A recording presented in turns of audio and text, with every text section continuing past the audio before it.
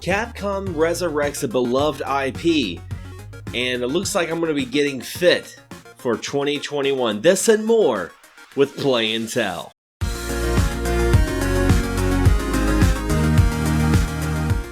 Welcome back, guys, to another episode of Play and Tell. This is episode 19, a series where I talk about games I've been playing and give you guys some little first impressions, mini reviews, and most importantly, when you walk away, you have something new to play. Capcom has been on fire in 2021, and one game they announced during the Nintendo Direct Mini I was very eager to play, and it's finally out now, and that is Ghosts and Goblins Resurrection. And, you know, I thought this was going to be a brand new Ghosts and Goblins, and it kind of is. I mean, there's some remix levels from previous entries, but overall, it is a brand new experience, more ways than one. I mean, this is the first Ghouls and Ghosts that I've played that I believe has two-player co-op. It has two-player co-op, which is really interesting, and also, it's got a lot of quality of life improvements. Most importantly, a difficulty setting. I know some of you hardcore gamers out there are like, oh, it's appealing to the normies. It's appealing to more folks that could play this game. I mean, I admit I love Ghouls and Ghosts, but they are really hard games, and the fact that we have multiple difficulties that we can enjoy this game and checkpoints, it's more embracive for every gamer. I feel like no matter what, someone can have some sort of enjoyment, rather you're my nephew and you're playing this for the first time, or you're like an old veteran like me that thinks he can play it on Legendary but has to go back down to a night mode. But I've been having so much fun with it. It took me a while to get used to the graphics. I honestly would have loved it to have hand-drawn sprites, but it's almost like this paper storybook setting where it looks like, even the movement of the characters feels like a storybook come to life, and I really enjoy it. My only gripe, and I'm hoping they fix this in the patch, is I did notice there is a little bit of input lag. There were some areas where Arthur, it was like he was jumping underwater. There were certain platforms that I was trying to make that I kept dying, and I was like, I know I can make these jumps, like what's going on? And a lot of it is the controls. I'm hoping they kind of refine it a little bit in a patch. That would be absolutely amazing. And with that being said, if they fix the controls, I honestly wouldn't mind double dipping and getting a physical copy. But for now, it's digital only. It's $24.99 for the US release, and I think it's worth every penny, to be quite honest.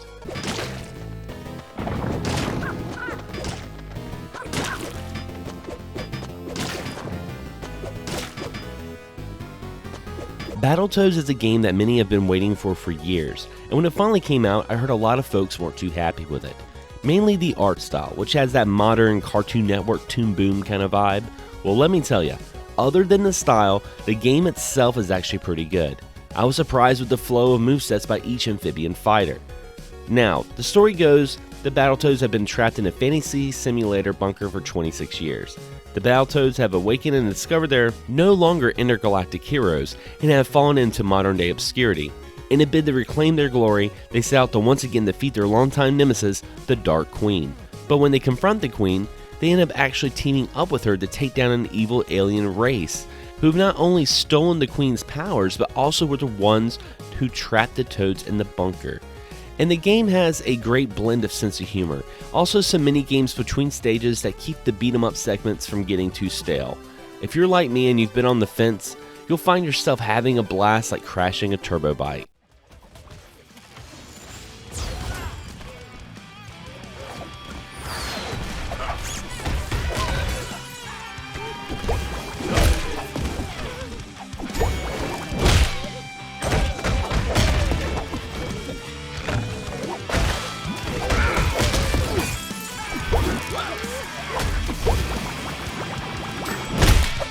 Next up is actually an emulator called 3D Sin. 3D Sin is a PC NES emulator that converts classic and homebrew NES games into full 3D experiences and lets you play them in real time.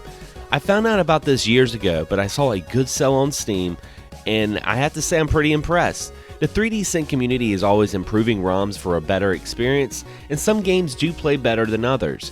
For example, I noticed Super Mario Bros. 3 looks and plays great, but the music was a little sped up, where games like Mega Man 2 aren't too much into the 3D realm but add some depth, and even the little subtle changes can give these games a breath of fresh air. I got this emulator for less than $10, and it was 100% worth it. Just keep in mind you'll have to provide your own ROMs.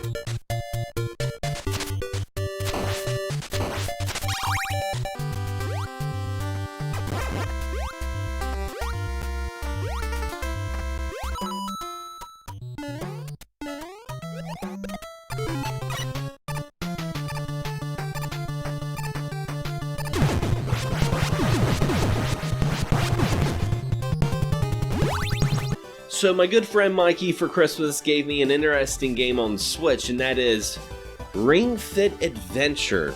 Something I've been very curious about, and honestly, it couldn't have came at a better time because I'm starting a new job. I work from home now, so I need to do something to keep my figure. You know, sitting around all day eating junk food, it's not good. I gotta have some exercise, and what better way to exercise than to play video games?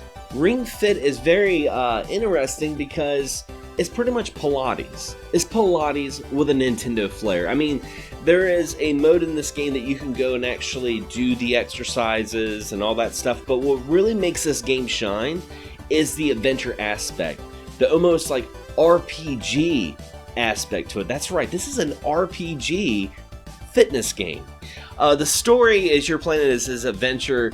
He unlocks this evil buff dragon named Dragono or Darko, and I can't remember his name. The story honestly isn't that memorable, but it's the gameplay and the way they approach this that really makes it something special. I mean, it's got its turn-based battles, but instead of, sitting there with a controller, you actually got the ring, and you're like, bending it to shoot a bow and arrow, and it's really fun. It's a lot of fun, and it is a workout. You can play around 30 to an hour a day and really feel the results. So if you've been on the fence about RingFit Adventure and you've been wanting to, get a little bit more exercise in your life and you love RPGs, you need to check this out.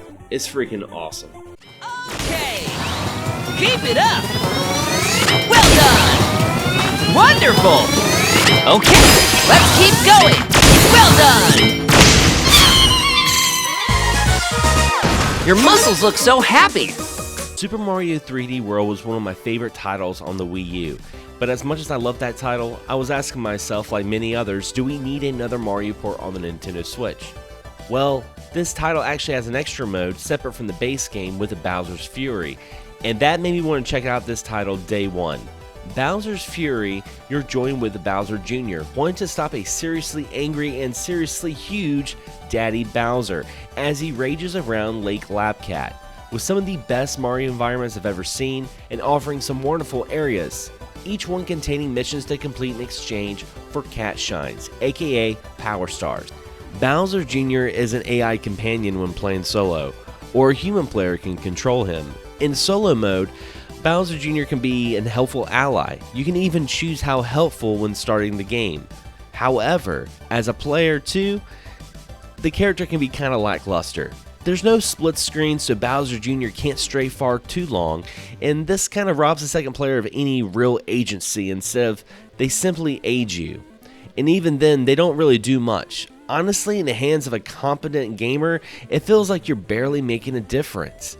That's probably one of the only gripes I have with Bowser's Fury, but certain parts in the game when Bowser will awaken and change to formatted levels and rain fire, it almost gave me like that Blood Moon moment in The Legend of Zelda Breath of the Wild. And what's even more awesome is you can actually change into a giant Cat Mario. If you get enough cat shines, you ring the giant bell, and boom, you're having this gigantic, epic kaiju battle. Someone like myself who's a big Godzilla fan and eager to see Godzilla vs. Kong, I really enjoyed it.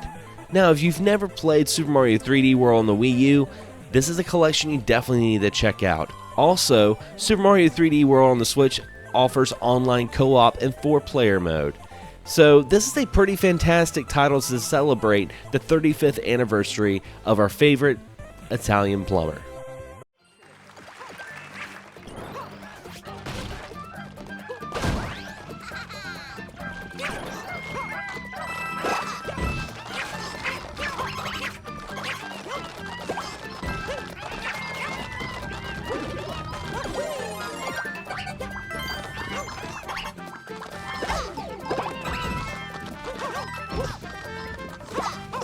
But anyway guys, these are some games I've been playing recently, and what have you been playing? Leave a comment below. I'd love to hear what games are in your backlog. What did you get for Christmas? It's been a while since I've done a video like this, so we need to catch up a little bit. And with that being said, if you enjoyed this video, don't forget to subscribe, but also hit that bell so you're notified on all future videos that come out on this channel. Anyway everyone, as always, thanks for watching, thanks for subscribing, and as always, happy gaming.